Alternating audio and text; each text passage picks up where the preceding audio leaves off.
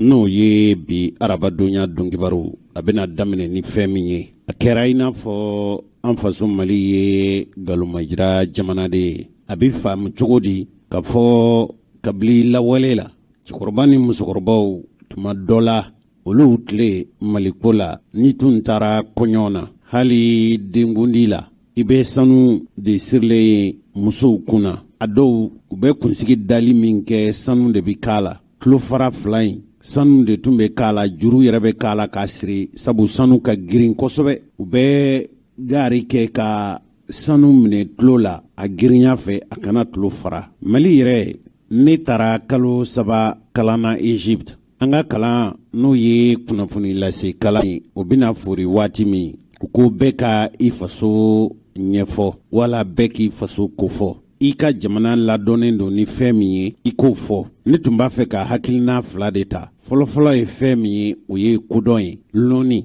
dɔnniya min n'o ye o ye farafin dɔnni ye Mali tun lakodɔnnen don n'o ye ka se hakɛ min ma dugu bɛ anw fɛ hali n'a tun danna Tombouctou ma Tombouctou tun ye dɔnni dugu ye dugu kɔrɔw bɛ anw fɛ yan cɛkɔrɔba ni musokɔrɔbaw aw b'olu dɔn ka segin ne kan an ka jamana in ni kɔnɔ yan ka sɔrɔ tubabuw bɛ golo sɔɔri o y'a sɔrɔ an ka mɔɔw sera ka kɔɔri ci kɛ ka parata ka kɛ fini ye o tun bɛ don anw fɛ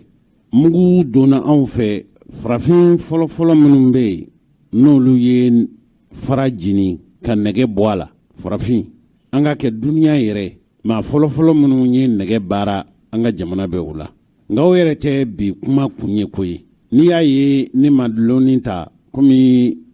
minnu bɛ aw minnu ye cɛkɔrɔba ni musokɔrɔbaw ye Mali ye dɔnni dugu ye i m'a ye ko mɔgɔya ye hakili ye o dɔnna Mali kɔnɔ yan ko mɔgɔya ye gasi ye o dɔnna Mali kɔnɔ yan de ko na an ka to dun k'o bɛ Mali kɔnɔ yan ko dan tɛ hadamaden ka duniya sosigi la fo n'a kɛra sabali ye o dɔnna Mali kɔnɔ yan de o de la ni mɔgɔ ni ɲinɛna i ju jɔn kɔ i laban cogo b'i kɔnɔ gan n'o tɛ jamana in u b'a fɔ fɛn min ma ko devise o de ye mun ye jamana yɛrɛ sigikan ni jamana taabolo jamana sigikun ko faso kelen laɲini fɛn kelen limaniya kelen o kuma in ka ɲi kɛ ɲɛ tubabu ni y'an ka maa kalannenw ka hakilinaw de ye n'o tɛ manden yan maaya jujɔn tun ye fɛn min ye n'o ye manden devise ye o de ye fɔlɔ ko k'a kodɔn fɛn min ye hadamaden n'i ma dɔnniya ɲini i kɛra faden sago ye dusukolo n'a dann'o ma n'a ma kɛ ni dɔnni ye ka lɔnni ɲini ka dusu ta i bi i ka hadamadenya bɛɛ lajɛlen kɛ sanjikɔrɔ wɔsi de la a filanan ye fɛn min ye ni cɛkɔrɔbaw ka kuma de ye o de la an ka jamana in kɔnɔ ko an k'a ɲini ka kodɔn sɔrɔlen kɔfɛ ko an ka tile sabu ni maa ye kodɔn n'i tɛ mɔgɔ ladiri ye n'i tɛ maa tilennen ye i ka kodɔn i b'a kɛ ni tiɲɛni de ye o de la ko ka kodɔn ko ka teli ko ka baara ka kodɔn ka teli ka baara maaya jidi sira filɛ nin ye manden donkan ye an ye min ta cɛkɔrɔba ni musokɔrɔbaw da ne tun ko n bɛ kuma kɛ nin kan a tun kuntala bi janya kosɛbɛ ne hakilina ye filanan min ye o ye Mali tɛ fantan jamana ye tubabu yɛrɛw ka kodɔnna dɔ ko kabili duniya yɛrɛ kow ɲɛdɔnna fo ka se bi ma maa min bɛ yen n'o ka nafolotigiya hali k'an se bi tile ma maa si ma ka nafolo caya tigiya sɔrɔ k'o tun ye Kanku Musa de ye o Kanku Musa a ye masaya kɛ Mali kɔnɔ yan ale ye sanu de donni ka taa n'a ye Maka ne balima dɔw sigilen don Madina Mali ka dugukolo sanni u taara yira ne na so jɔlen don a kan an ka masaw de y'a san nka an bɛ don min na i ko bi fila dɔw bɛ Madina jamana kan ani Maka a kɛra olu ta ye ka sɔrɔ faso ta tɛ k'olu ye Mali masa k'olu ye olu ka kabilaw ye olu de b'a dugukolo nafolo minɛ mɔgɔw bɛ Madina o y'o yɔrɔ yira ne na mɔgɔw yɛrɛ bi Maka o y'o yɔrɔ yira ne na hali bi a dugukolo bɛ yen wari bi minɛ a la koyi ne ye kuma nin fɔ Amadu Tumani Ture ye a ko Jose n ko n'i b'a fɛ k'a ɲɛɲini komi a tɛ balo la bi n y'a fɔ a ye jamana an tun bɛ barosigi minnu kɛ ko baro n'o ye faso ka baro ye n y'a kuma fɔ a ye a ko k'a b'a ɲɛɲini a ɲɛ dɔnnen don yen hali an bɛ don min na i ko bi mɔgɔw de bɛ yen ko malidenw don nka fanba ye mɔptikaw ye olu de bɛ ka nafolo ninnu minɛ a dugukolo dɔ fana taara dugukolo dɔ yira na Maka ani Misiri man jan yɛrɛ ko nin ye Mali masakɛ ka yɔrɔ sannen de ye. Anw ni jamanaw tɛ kelen ye koyi, jamana minnu ni sɛbɛn bɛ u la olu ka baara kɛlen don ni sɛbɛn ye, o sɛbɛnw bɛ yen. Dɔw y'a fɔ ne ye Jose n'i b'a fɛ ka nin ɲɛɲini ka ɲɛ sɔrɔ a la i bɛ taa Turki de. Abu tuma min na Turki jamana tun ye Maka minɛ olu ye sɛbɛn caman ta n'i b'a fɛ ka nin nɔbɔ ko i ka taa Turki. N'i ye Turki sira in minɛ ka Kanku Musa ye sira min bɔ ka bɔ an fɛ Mali kɔnɔ yan ka taa fɔ Maka, Mali ta ma kɛ basa k'u bɛ ji la minɔgɔ bɛ ɲini k'a faga wa? N'a fɔra k'a fɔ nin ye kodɔn jamana de ye, nin ye sanu jamana de ye, ne ye Kanku Musa de ka ko ne y'o barosigi de kɛ nazarakan na. A jaw bɛ n bolo fo ka se bi ma, an y'a labɛn, bɛɛ y'i ka jamana ta labɛn, ne ye Mali ta de labɛn. Hali bi a jaw an y'a kalan min kɛ, an bɛ Misira a ka lasigiden so min bɛ Mali kɔnɔ yan, an b'u fo. Olu de y'a ɲini arajo ɲɛta fɛ k'a ka maa fila bila ka taa, ne ni Isa Kulubali de taara. An ye kalo 2 ni kɔ kɛ kalan na kɔni. An ma foyi kalan fo kunnafoni laseli kalan. Olu ye dabali ni fɛɛrɛtigɛbaw ye, a bɛ fɔ minnu ma ko technicien. Ne ye kunnafoni laseli kalan kɛ, u b'a fɔ minnu ma ko programmeur. An ye kalo 2 de k'o kalan na. A don ne kumana an ka jamana kan. A diyara mɔgɔw ye kosɛbɛ, sabu an ka biden mun n'a fɔra ko Mali de ye fanda jamana ye, a ka kan ka malidenw kamana gan. Ne yɛrɛ ni Sheikh Umaru Jara ani Musa Mara ninnu kumana. Mali ka fanda jamanaya galomajira de don, galomajira. Jamana in nafolo bɛ tiɲɛ ka se hakɛ min ma, n'o tɛ a bɛ faamu cogo di? K'a fɔ n'i ye farafinna jamanaw ta, sanu bɛ jamana minnu kan ka caya, o ma daminɛ bi koyi, o daminɛna kabili lawale la. Kabili kɔrɔlen waati janw na, ka daminɛ kabili Kanku Musa ni Asiya Mohamediw la, a y'a sɔrɔ sanu bɛ bɔ Mali kɔnɔ yan. Mali ɲɔgɔn jamana ko tubabu nana an fɛ yan sanu ɲini de. An bɛ don min na i ko bi, n'a fɔra k'a fɔ sanu bɔyɔrɔw ka ca Mali la, n bɛna galomajira kuma min fɔ aw ye bi dɔnkibaru kɛnɛ kan. Mali faamaw minnu ye Mali mara kabili 1960, Modibo Keita ninnu kɔni olu ma jamana nafolo fusuku fiyewu. Hali Musa Traore ale ye san 23 min kɛ fanga na, kabili o waati Mali sanu bɛ dogo ka bɔ. Dɔnkibaru tɛmɛnen ninnu na an ye Zumana Sakɔ, an ye ale ka kumaw lase, o tun bɛ Mali sanu de dogo ka bɔ n'a ye. Wa o sanu dogo ka bɔ n'a ye, o de bɛ sen na fo ka se an bɛ don min na i n'a fɔ ko bi. Sɛgɛsɛgɛli minnu kɛra an fɛ, nanzaraw ka kunnafoni jafilɛ bondaso min bɛ yen n'a bɛ fɔ a ma ko France 24. Sanubɔ yɔrɔ dɔw bɛ Mali kɔnɔ yan kɛrɛnkɛrɛnnenya min ye Sajola ye. O Sajola sanubɔ yɔrɔ bɛ yen ko Mali ka sanu. N'i sera Sajola ka ye k'a fɔ sanu de bɛ bɔ yan, Mali faamaw u ye tiɲɛni kɛ jamana in kɔnɔ ka se hakɛ min ma. Mali maraba dɔw ye tiɲɛni kɛ Mali kɔnɔ ka se hakɛ min ma. Ne m'a faamu k'a fɔ sanu bɛ se ka bɔ Mali kɔnɔ yan. Sanu yɛrɛ bɛ bɔ dugu min kɔnɔ n'o ye Sajola yɛrɛ ye. N'i sera Sajola dugu kɔnɔ k'a fɔ sanu bɛ ka bɔ ninnu de ka dugukolo kan, i b'i yɛrɛ ɲininka yala o Mali ye jamana sugu jumɛn ye? A kɛra i n'a fɔ wulu k'u bɛ ji la minɔgɔ bɛ ɲini k'a fa. Sajolakaw ka sanuko ye o de ye. Mɔgɔ minnu bɛ yen n'olu delila ka taa Sajola, n'i ye Sajola dugu kɔnɔna ye, i bɛ fɛn fɔlɔ min ye i n'a fɔ France 24 y'a jira cogo min, u kɛn bɛ ka mɔgɔ minnu bɛ yen n'olu ye cikɛlaw ye, ni cikɛla taara foro bin a bɛ bugu dɔ jɔ, an ko ma bamanankan na, Bɛlɛdugu bamanankan na ko togo. O togo ninnu u bugu fiyɛ ninnu de jɔra ye, o bugu fiyɛ ninnu de jɔlen dɔ ye. O bugu fiyɛ jɔ ninnu muso minnu b'u yɛrɛ u feere, olu de b'o bugu fiyɛ ninnu kɔnɔ. N'i ye feerekɛlaw ye, olu fana bɛ go de kɔrɔ, o bugulama don, binjalanama don wa. N'i y'a feere fɛnw ye, i bi Ala kale k'a fɔ ninnu kɔni. A kɛra i n'a fɔ ni maaw gɛnna ka bɔ saheli la, o kɔngɔtɔw u bɛ bugu minnu jɔ ka feere minnu kɛ, kɔngɔtɔw bɛ giriw ka de, a bɛ ten o cogo de la. O dugu in kɛrɛfɛla la dɛ, sanubɔyɔrɔ in bɛ yen de, n'o ye Sajola sanubɔyɔrɔ ye. Nin ye sanubɔyɔrɔ ye min ni maa min ɲɛ dara kan, i b'a dɔn k'a fɔ nin ye koba ye, nin ye fɛnba ye. Wa Sajola yɛrɛ a bɛ Kayi mara de la koyi. Hali ni mɔgɔ min donna Kayi dugu kɔnɔ k'a ye k'a fɔ Sajola bɛ Kayi dugukolo de kan, sɛgɛn min bɛ Kayi ka waya hakɛ to ma. Jatew y'a ye k'a fɔ n'i ye Mali maradugu bɛɛ ta, maradugu min bɛ yen ni sɛgɛnbaatɔ dugu don, o ye Kayi de ye. Ko Kayi sɔrɔ ka dɔgɔ, Kayi mara Mali maradugu an b'a fɔ minnu ma ko région min bɛ yen ni fandanya bɛ yen ka sago région bɛɛ kan k'o ye Kayi mara de. Nin ye tubabu de ka kuma ye, ne ka kuma tɛ dɛ. Nazaraw ko ko n'i y'a ye kayikaw u bɛɛ bolila ka taa tunga na.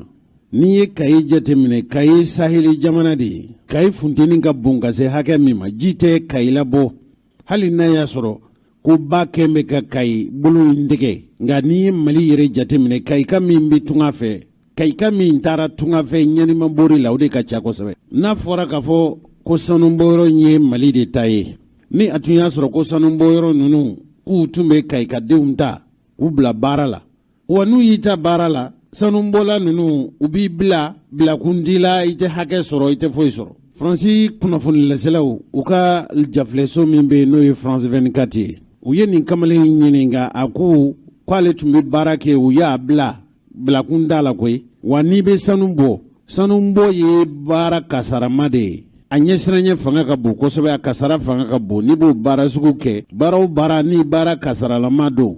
nafolo kɛrɛnkɛrɛn ka di ma ka k'i ma i ka baara gɛlɛya kan, k'o tun tɛ di ale ma koyi. Wa baara bɛ kɛ, n'i ye sanubɔla ye, i bɛ baara kɛ funteni de la, ji ani tile, i bɛ baara kɛ o de la. Kɛnɛma tuma dɔ la panparan tile la. Wa n'a y'o diya, dunanw de ka ca ye koyi. U b'i ta k'i bila baara la. Hali ni ɲɛ komi, hali ɲɛ bilen b'o dɔɔni, u b'i bila k'u gɛn ka bɔ baara la, si tɛ wuli ka bɔ a fan kan. Sajola sanubɔyɔrɔ min bɛ yen, a da yɛlɛla 1996 de. N'i ye Sajola lajɛ k'a fɔ sanu de bɛ bɔ yen, tɔnɔ min bɛ sanubɔ la, a hɛrɛ yɛrɛ min sera Sajolakaw ma, maa yɛrɛ b'a fɔ ko hɛrɛ ma s'u ma wala hɛrɛ min sera u ma ka k'ime sanubɔyɔrɔ in nafa kosɔn, u tɛ foyi ye. Wa Sajola ji o ji bɛ yen, ji o ji bɛ yen ko bɛ boli ye, sanu tɛ bɔ ni sɛgɛ tɛ. Sajola mara la, ji o ji bɛ yen, Sajola kɔlɔnw tɛ se ka min ka sabu kɛ sɛgɛ ye.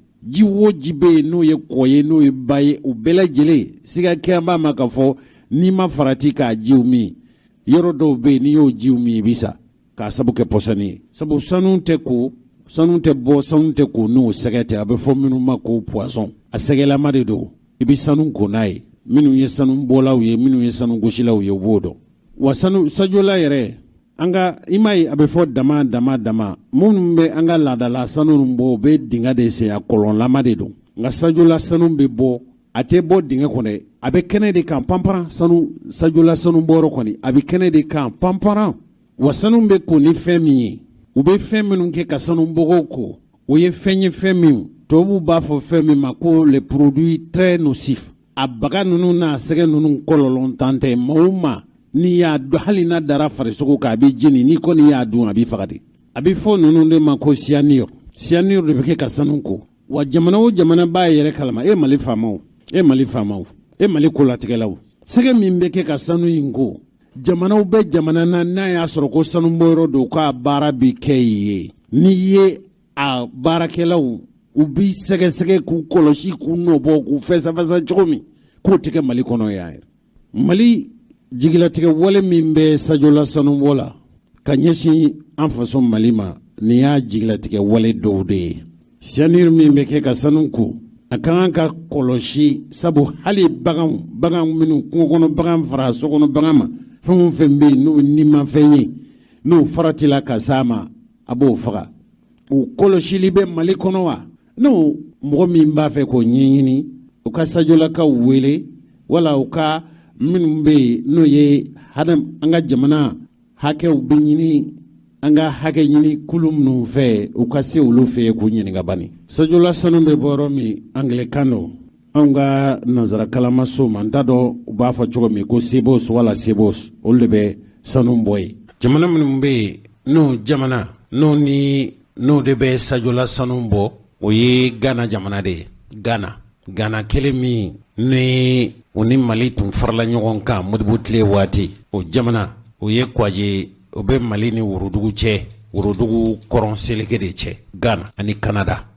ye nanzara jamana de ye, o ni lamɛrikɛnw de bɛ gun kelen kan. Wa ni sanubɔyɔrɔ in a kɔlɔsilen don ka se hakɛ min ma, ni Ala ye maa o maa ci k'i b'i dogo ka don sanubɔyɔrɔ in kɔnɔ,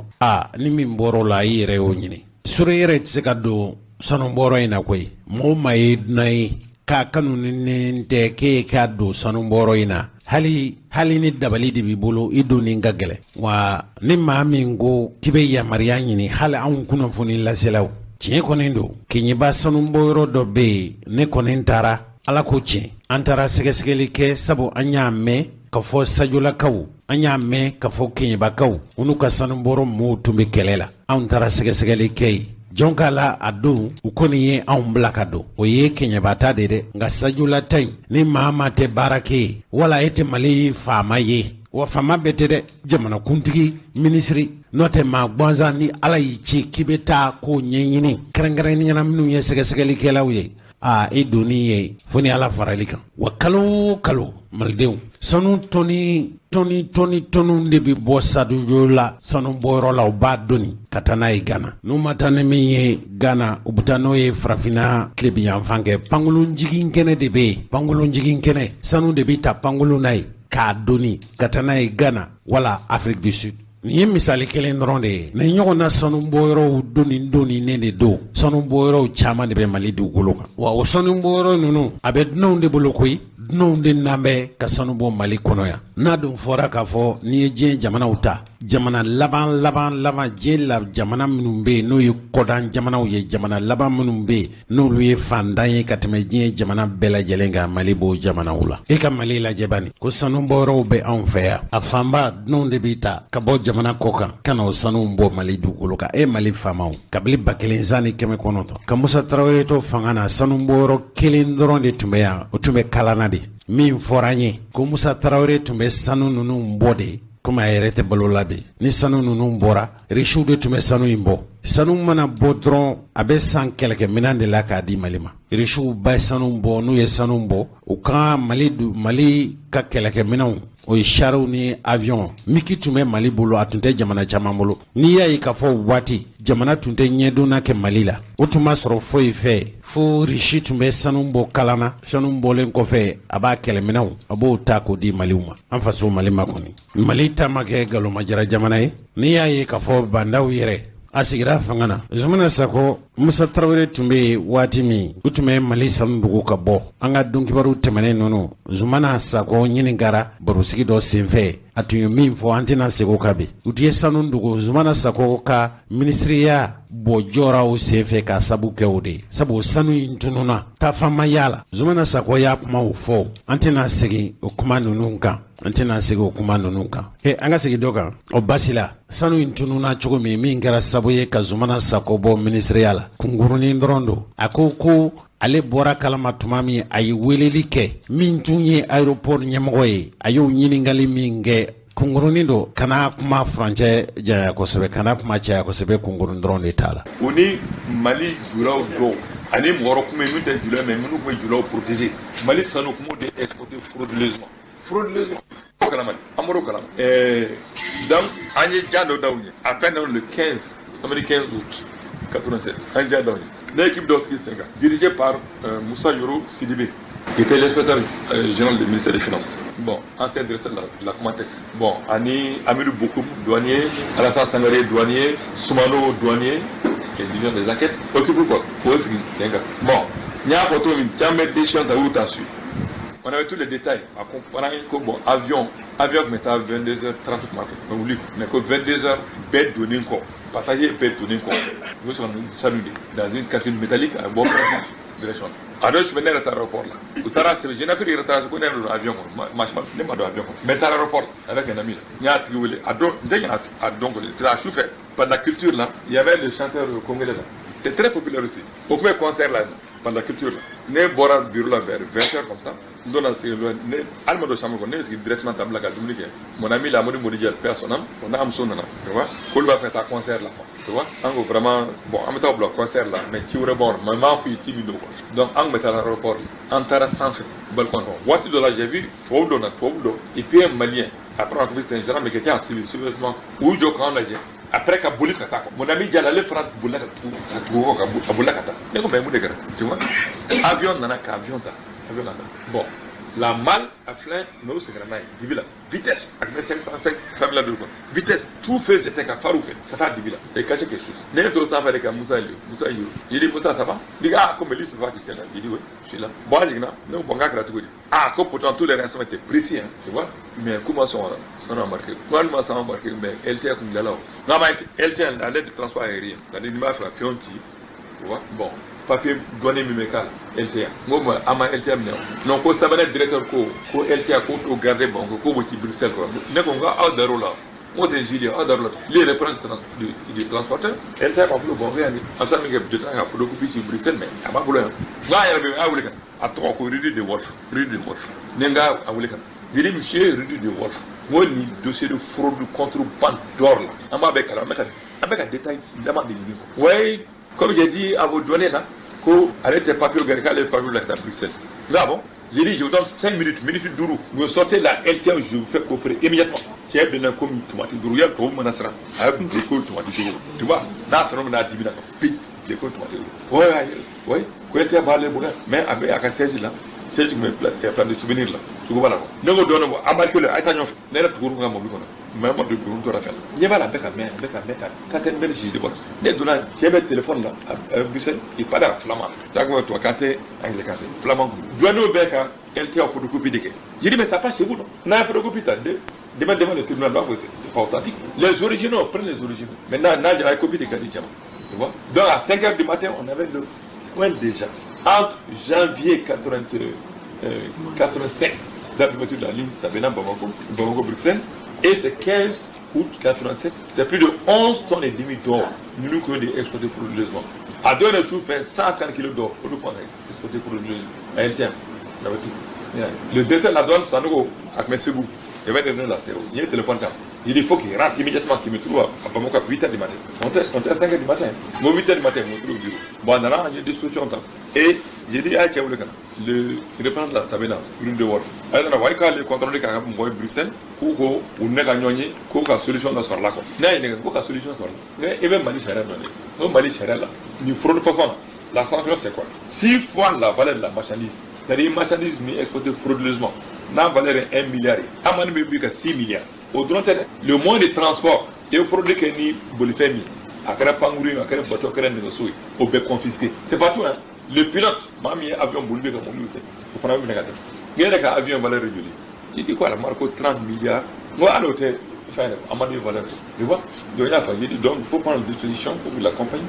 Et tout ça. Nous, là-bas, le type était le chef parental du bureau de douane, l'aéroport. Le chef du bureau, c'était Mbalia Kouyaté, personnel, qui était ça, au premier stage de la France. Le intérimaire à Bladja. Parce que moi, et toi, qu'il y a quoi. Mais, fais un point à exporter. Pourquoi à m'embarquer? Il me dit que 10 heures, moi, sous 10 heures, quoi, douane chef de Serra Lema. Ni mais aéroport là ah ko sanu tsaka a tsaka embarquer sur nade ko parce que ko douane au bien comme les alerte douanier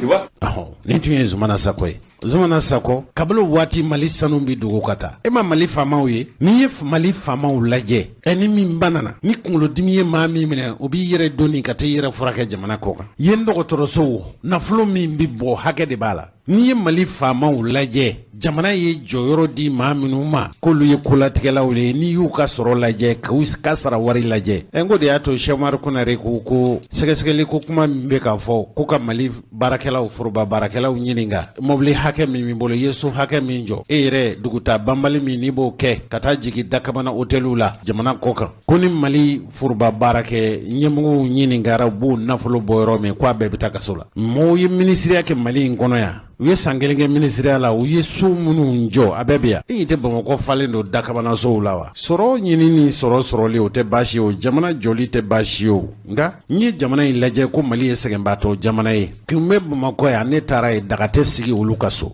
ni ya yika fo maldum bebi buligata tunga fe munde yake barandanya de yake o ima Yamadu Kumani Ture alaka ya fakama anga barusigi do senfe kwale y'a fɔ Faransi jamana ɲɛmɔgɔ ye ko baara bɛ Mali la ko Faransi kana sɔn ka visa di malidenw ma a nana wajibiya ATT kan a k'a fɔ k'ale da ma fɔ ko tubabu ko k'a y'a fɔ k'ale ma fɔ ATT ko k'ale ma fɔ k'ale bɛ se cogo di k'a fɔ ko maliyɛnw tɛ taa kɔ kan n'i y'a ye an ka mɔɔw bɛ boli ka t'u yɛrɛ ni halaki kɔgɔji sanfɛ hali n'i ye tasuma de hali n'i ye kɔgɔji yɛlɛma ka kɛ taji de ye taji min mɛnɛnen don an ka jamanadenw bɛ bɔ sabu hɛrɛ t'u faso kɔnɔ wallahi hɛrɛ t'u faso kɔnɔ ni hɛrɛ bɛ Mali dugukolo kan malidenw bɛ bɔ ka taa yɔrɔ jumɛn o de la tungafɛ tabaw wallahi aw ni foli ka kan aw ni foli ka kan malidenw minnu segin bɛ tunga fɛ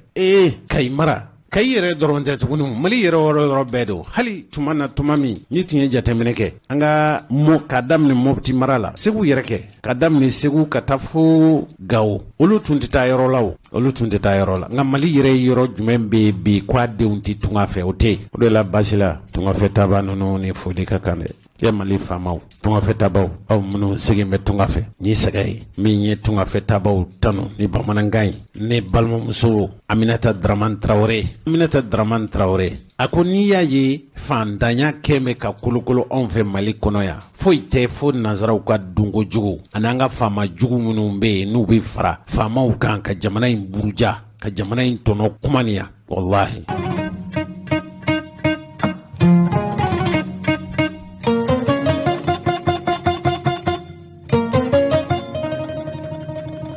an balimaw kabile Mali ye bolonɔbila kɛ cɛfɔ ani kanbɛn n'a bɛ fɔ a ma ko accord pour la paix et la réconciliation au Mali kulu dɔ sigira fasow fɛ an faso Mali n'a dɛmɛbaw a bɛ fɔ o kulu de ma ko comité de suivi de l'accord ni ye jɛ ka bɛnkulu ye cɛfɔ ni kanbɛn ni bolonɔbila kɛra sɛbɛn na o sɛbɛn in o bɛ se ka lawaleya cogo min dabali ni fɛɛrɛ minnu kan ka tigɛ min b'a to a na se ka waleya o cɛfɔ n'o kanbɛn o n'o bɔli kulu a bɛ fɔ olu ma ko comité de suivi de l'accord ko bɛn kɛra minnu kan novembre kalo tila ka kɛ na ko a kow bɛ ka waleya sɛbɛn min bɛ yen n'a bɛ fɔ a ma ko l'indépendant Masire Diop ale de ye ɲɛfɔli kɛ ko sabu ko Mali marabaw ani kɛlɛbolotigilamaw olu minnu y'u bolo nɔ kɛ o sɛbɛn na ko ninnu bɛna fɛɛrɛ tigɛ ni dabali tigɛ o sirabɔli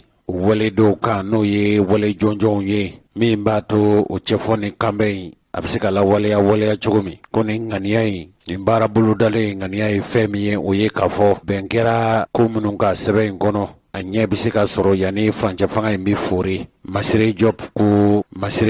ko sabu a fɔra ko ka fɛn minnu waleya n'u bɛ se ka sabati furancɛ fanga in kɔnɔna na o bɛ se ka boloda cogo min dabali ni fɛɛrɛ tɔnɔma ni nafama minnu n'olu bolodara ko olu kan ka waleya yanni san bɛ se ka yɛlɛma sankura in bɛ yɛlɛma cogo min yanni sankura in bɛ fori yanni o fori waati cɛ o dabali n'o fɛɛrɛw la bɛn kɛra kan ka fɔ janvier kalo nata in o ye kalo wɛrɛ ye ko kunbɛnba bɛna kɛ o kunbɛn o ye ɲɛmɔgɔya sigi ye ka se ka ɲɔgɔn faamu u bɛ se ka bɛn dabali ni fɛɛrɛ kura minnu kan n'o bɛ kɛ ni jamana la tangani ni jamana kɔlɔsili o dabali n'o fɛɛrɛ tigɛ baga n'o ye Mali sɔldasiw ye Mali sɔldasi ninnu bɛ labɛn cogo kura minnu na o kan ka kɛ cogo min ko o kunbɛn in na kɛ sabu ye min b'a to fɛn o fɛn bɛ yen n'o ye kɛlɛbolo Mali sɔldasi jamakulu kura minnu n'u kan ka labɛn bɛɛ nin yɔrɔ bɛ se ka kɛ minnu ye ani mara bɛ se ka labɔli sɔldasiw ni ɲɔgɔn cɛ cogo min u ka laɲini filanan fana ye fɛn min ye o ye k'a fɔ sɔldasi minnu bɛ yen n'o ye Mamudu-tilenw ka kɛlɛcɛw ye minnu bɛ yen n'olu kan ka kɛ sɔrdasiw ye olu bɛ se ka kɛ sɔrdasiw ye cogo min minnu yɛrɛ u tɛ se ka kɛ sɔrdasi ye marifa bɛ minɛ olu la ka se ka ca wɛrɛ d'u ma nka yan'o cɛ ka ninnu bɛɛ lajɛlen lasago ka pɔlɔnpɔlɔn dabila sabu fɛn tiɲɛni caman bɛ o yɔrɔ kofɔlen ninnu na a sabu tɛ foyi ye o ye marifatigiw ye kɛrɛnkɛrɛnnenya na minnu bɛ Kidal Gawo Tombouctou ani Minakata hali minnu bɛ yen n'olu ye kɛlɛbolo ninnu ye bɛɛ lajɛlen welelen don nin furancɛ in kɔnɔ bɛɛ ka na n'i ka cɛdenw ye maa minnu bɛna sugandi k'o kɛ Mali sɔrdasiw ye cogo min yanni san 2000 ni san 21 bɛ fori hali o sɔrdasi minnu n'olu bɛna ta ko an ka taa cogo min finitigi ninnu bɛɛ b'a la hali minnu ye polisi kuraw ye wa hali o sɔrɔlasi o kɛlɛcɛ ninnu n'u kɛra sugandi fɛn ye n'u kɛra tɔmɔfɛn ye u bɛ taa sɔrɔsiya la k'u kɛ jala minnu bɛ d'u ma nin bɛɛ bɛ ɲɛnɛbɔw senfɛ min ye jamana marabaaw ye a y'a ɲini k'a fɔ kɛlɛcɛ ninnu bɛɛ lajɛlen bɛɛ ka i ka kɛta kɛ yanni nin baara ninnu bɛ daminɛ tabali ni fɛɛrɛ minnu kan ka tigɛ min b'a to cɛfɔ nin kanbɛn in o bɛn ka sɛbɛn in a bɛ se ka lawaleya cogo min sabu a yira k'a fɔ gɛlɛya tun bɛ kabini mali bolonɔbila kɛ cɛfɔ nin kanbɛn in sɛbɛn na a lawaleyali gɛlɛya kɛra la san 5 de ye ɲinɛ ɲɛ ma se ka sɔrɔ a la nka an balimaw hali n'a y'a sɔrɔ Sumayila Sise tɛ balo la bi fiɲɛ minnu bɛ cɛfɔ nin kanbɛn in na a tun ye kangarida gwɛlɛnw kɛ aw hakili b'a la kabini bolonɔbila kɛra sɛbɛn in na ni ala ye sini dɔn kibaru jirana a ka jɔda min sɔrɔla nin ko la a yɛrɛ tun ye mali marabaaw bilasira k'a fɔ cɛfɔ nin kanbɛn in a dilala cogo min ale yɛrɛ kɔni ma limaniya k'a fɔ a bɛ se ka waleya nka Sumayila Sise n'ale tun ye fanga ŋwara dabaw ka beretigi ala ka yafa k'a ma bi a tun ye dantigɛli gwɛlɛn fɔ kuma minnu musalaka t'a la fiyewu a don ko fɔlɔ ye ala ka hinɛ Sumayila Sise la ye min fɔ filɛ accord ko san fila dɔrɔn de don ne de bɛnna contrat la san fila o san fila la kama bɔ Sise ma bɔ ani hakilima ye i kan ka fɔ an ka segin ka ɲɔgɔn lajɛ mun de bɛ marché an ko kalo fila la nin kan ka kɛ armu kan ka déposer an ko kalo saba la nin kan ka kɛ san kelen la nin kan ka kɛ n'o si ma kɛ an kan k'an sigi k'a fɛngɛ mais a bɛ jɔn bolo a bɛ gouvernement de bolo mon frère fɛn in kɛra négociation kɛra ne yɛrɛ taara président mara ko président aw kana taa négociation na n'aw ma opposition mɔgɔ kelen don o taara ka na an taara an bɛ fɛn o fɛn mɛn an b'a y'aw ka journal de la n'i kana taa ka sɔrɔ sɛbɛn t'i bolo i b'a fɛ ka min kɛ i k'a fɔ maliyɛnw taara bolo b'u a ma se Tombouctou a ma se Moti a ma se Ségou bi a bɛ min a bɛ fɔ Ɲara a bɛ fɔ Bale o kɔrɔ ye a kafara min na dɛ n'i ma baara kɛ ɲɛ n'i y'a dɔn fiɲɛ b'a la i t'i sigi k'a fɔ a ye n'an ka kuma an ka ɲɔgɔn dɛmɛ pour que kuma ka taa ɲɛ a ye disi gosi dɔrɔn nin tɛ fɔ ne ma nin tɛ kɛ ne la constitution ko ne de ta ye ne de kan ka nin kɛ ka nin kɛ a tɛ taa ɲɛ dɛ nka i ka kuma jaabi la a initiative bɛ gouvernement bolo ni gouvernement hakili la a bɛ se ka taa ɲɛ tant mieux ni jamana bɛ se ka bɔ nɔgɔ ye mais ni gouvernement estime que u échouera ni gouvernement ma bɛn an sigi ka fɔ kɛ an t'a décider an bɛ se ka n'an bɛ la an man ka hakilinata fɔ a la mais responsabilité b'olu de bolo jamana kalifara olu de la c'est à eux de répondre devant le peuple malien c'est pas nous.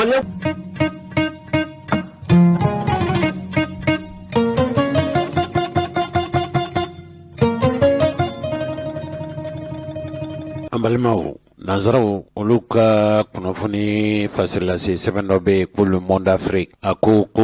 Imam Mahamudu Diko masakɛw sigilen Mali kɔnɔ yan ala ye o kɛli nɔgɔya ye hali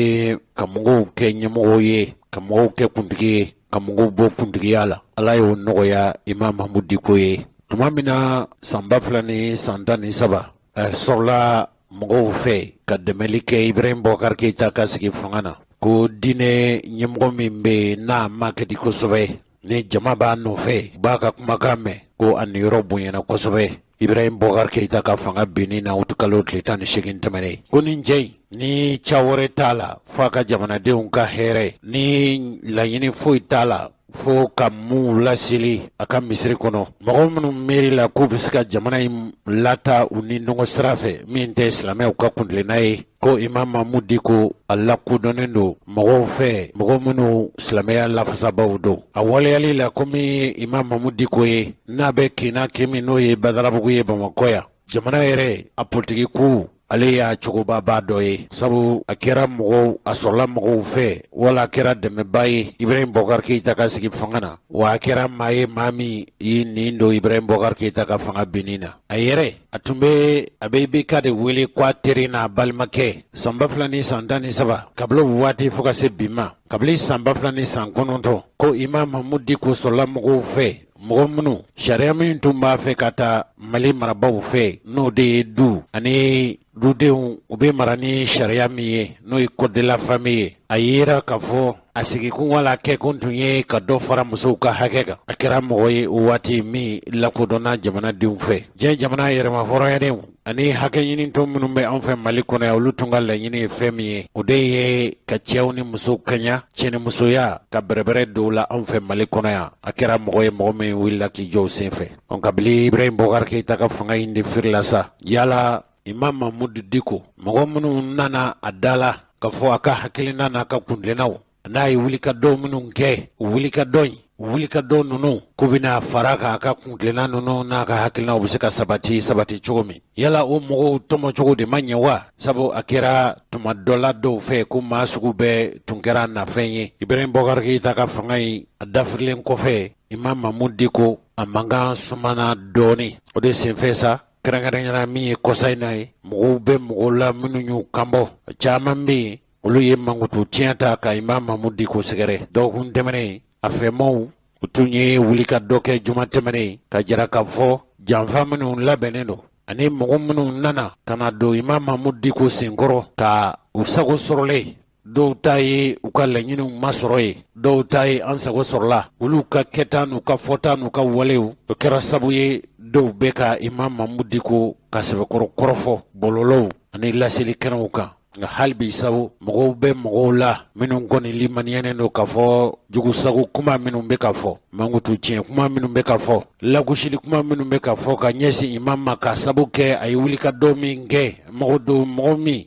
tuma dɔ la an bɛ don min na i n'a fɔ ko bi n'i ye jamana maa 3 maa 4 maa 5 ta minnu bɛ se ka ko latigɛ Mali kɔnɔ a bɔ mɔgɔw la juma tɛmɛnen maa dɔw y'u kanbɔ u ye lajɛ a ka misiri la Badalabugu radio ɲɛta ka ciden min tun bɛ yen a ye seereya minnu sɔrɔ mɔgɔ fɔlɔ minnu n'o ye dantigɛli kɛ Usumani Kuma min kɔsa in na ale ye kɛnɛ dɔ kan a ye kuma ninnu jujɔn o de nana wolo juma tɛmɛnen Imam Mahmud Dicko juma selen kɔfɛ a ka misiri la wele kun tun ye min ye Usumani Kuma ye min fɔ kɛnɛ kan o filɛ nin n'i ye kɛtɔ ye k'i kanuba labila i ma kanu dɛ iltamis li akhika 70 uzran sini o de fɔ an ye n'i ye maa o maa kanu n'a fɔra a ye nin kɛ i b'a fɔ laala nin de don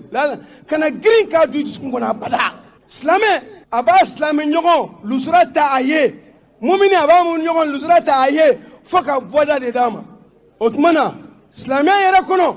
silamɛya b'an kalan mun min na diɲɛ ko o ko n'a fɔra ko jugujugu don walima ka kɛwale jugu don fo e yɛrɛ ɲɛ ani bolo ani tulo i ka seereya ni danganiya sɔrɔ nka n y'a fɔ n y'a mɛn o min bi k'an ka Mali kɔngɔ bi ka Mali ci bi ka Mali yɛrɛkɛ bi ka kanubaw fara bi ka teriw fara bi ka sinjiw fara bi ka sigidalamaw ko don ɲɔgɔn ma bi ka baarakɛyɔrɔ koya bi an k'an cɛsiri an ka yɔrɔ janya ka bɔ o la sabu kira tun ka d'an ye iyyakum wadhanna fa inna dhanna aksabul hadis a y'a cogo dɔn a ka yɛrɛ kɔlɔsi ka bɔ ɲa jigi ma dɛ an y'a fɔ o don o dayɛlɛlen don anw maa o maa n'i ko k'i ma fɛn faamu imamu ka kumakanw na a ka taabolow la a ka kɛwalew la an wele an bɛ t'i ka so an ye min faamu an b'o f'i ye n'o ma ɲɛ an b'i ta an bɛ taa n'i y'a yɛrɛ fɛ a bɛ tɛmɛ o kan wa tilennenya jumɛn bɛ tɛmɛ o kan ladiriya jumɛn bɛ tɛmɛ o kan n ka so dayɛlɛlen don su ni tile jamanaden bɛɛ ye kereciyɛn yewu fɛn bɛɛ taabolomɔgɔ bɛɛ n'i ye maliden ye kaban Imam Mahmud Dicko ka dayɛlɛlen don i ye ka bɔ k'aw fo Ala kama ka bɔ k'a fɔ a y'a cɛsiri ka bɔ k'a fɔ a ye nin cɛba ye an kana sɔn a ka bɛn dɛ n'a bɛnn'an bolo k'u y'a koya an ye k'anw sɔnna k'a koya an ye k'a sɔrɔ Ala m'a koya yɛrɛ ye a m'a koya anw ye n'a ka taabolo ye an k'a dɔn an ka diinɛ dara k'a kantigɛ an ka adamadenya dara k'a kantigɛ an ka hɔrɔnya dara k'a kantigɛ an ka maliyɛnya dara k'a kantigɛ an ka danbetigiya dara k'a kantigɛ an ka fasoden ɲumanya dara k'a kantigɛ n'o kɛra juguw b'u sago sɔrɔ Mali la imamu tɛ u b'u sago sɔrɔ Mali la ɲinini tɛ imamu ye ko imamu kanubaw k'a faamu burujali min bɛ ka kɛ ɲinini bɛ ka kɛ imamu nɔfɛtɔ ko tɛ dɛ jamana nɔfɛtɔ ko de don hɔrɔnya nɔfɛtɔ ko de don diinɛ nɔfɛtɔ ko de don n'o tɛ u tɛ se ɲɔgɔn ma Mali dɔnnibaa joli bɛ jamana kɔnɔ Mali ye san joli kɛ dɔnnibaa b'a kɔnɔ Mali kelen ni bɛntiye san ba yirikaw de don a bɛɛ kɛra dɔnnibaaw ɲɛna nka jɔnni ye dɔgɔyalima sɔrɔ burujali sɔrɔ tiɲɛ kɔfɛ faso kanu kɔfɛ tilennenya kɔfɛ ko parisike o bɛ ka min fɔ a ko n tɛ tant que ni Ala ta tɛ o tuma imamu kanubaw an b'a daminɛ a sigiɲɔgɔn na Badalabugu k'aw ni ce ani baraji Badalabugu jeunesse wallahi sayyidna Umar yakuma da fo misiki kuma inka aya fo madina ko na ansaru nyana nahnu unsur al-awwal li hadha ad-din fa in tamassakna bihi azana Allah wa in taraknahu azallana Allah aw arabu on est dinay produit folay badalabugu kaw imamu ka hakilla islamiyya la pasali sunna yirwali tabulo kanuni no ya ala kraka no fe tama o sra yirwali nan non ya bela jelenye aw de jama kulu folo ya nin tlay nabi na ya yoro janya abi yabede anyo yo mugu tira yande kise tira yande nu bora yande aw de ya disida ni ambisa fanga sakabande makatiga dugula aw ni che badala buko